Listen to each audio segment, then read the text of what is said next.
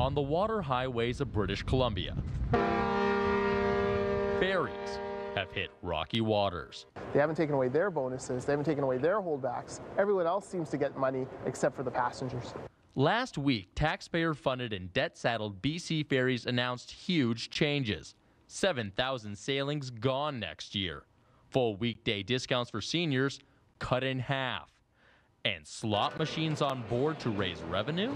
Is the gambling the concern? I just think that is a huge mistake. I work in a community school. Now you come back here, like I have to wait here for 2 hours till my boat comes to go home, right? So for the people that are working over here full time, it's really unfortunate. Seniors in general, I don't think are making as much money. And with cuts to the 55,000 customers it carries daily to get out of millions in debt, many wonder why Ferry brass won't also feel the pinch. Right before the cuts, BC Ferries announced it ended controversial bonuses for managers and execs. But what it did was simply roll them right into their salaries. The executives haven't lost a single dollar of pay. For example, in 2013, BC Ferries CEO Michael Corrigan made a base salary of $364,000. He also got a six-figure bonus. Now, in 2014, as long as he meets his company targets, he will still take home the same as the year before, $563,000. That's more than 3 times what the ferry boss south of the border in Washington state makes. Those guys are part of the 1%. You tell me. Yeah, but what about that taxpayer money? Last year, the company got $180 million out of our pockets, $1.4 billion in the past decade. But the government says its hands are tied. Back in 2003, the BC Liberal government made BC Ferries a quasi-private corporation. The former Crown Corp was deep in debt, and the government thought that privatizing it could give it a needed boost. Well, now in 2013, the company says it needs to shed $19 million, and the government can't tell them how to do it.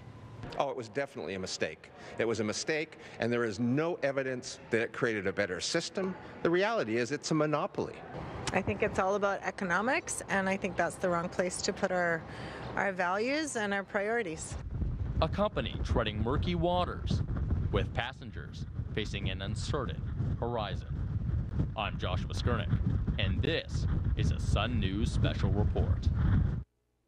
All right, Josh joins us now from our Vancouver studio for more. It really is the ocean highway, or the watery highway in BC. So many islands, and until you've been out there and seen them moving, a lot of people wouldn't realize it. So is this a public monopoly? Is it can it really be called a private corporation?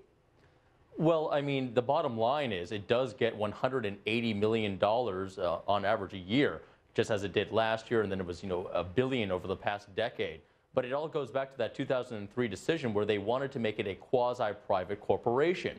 But because of that, the Liberal government that's in power now, or really any government that would be in power right now, can't tell them what to do with that money that they get from Joe and Mary Jane taxpayer.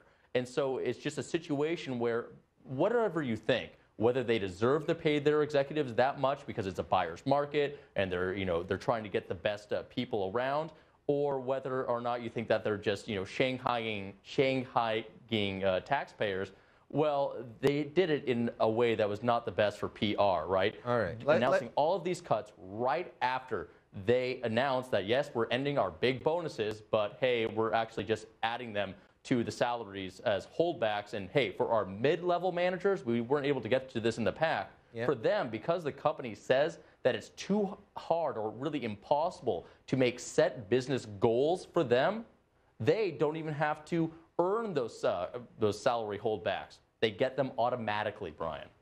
Josh, the only place that happens is government, so anyone claiming that this is no longer a government agency, well, I got some swampland in Florida for you. Great talking to you. Keep on this story, and hopefully good things come for the folks of British Columbia. Josh Skurnick.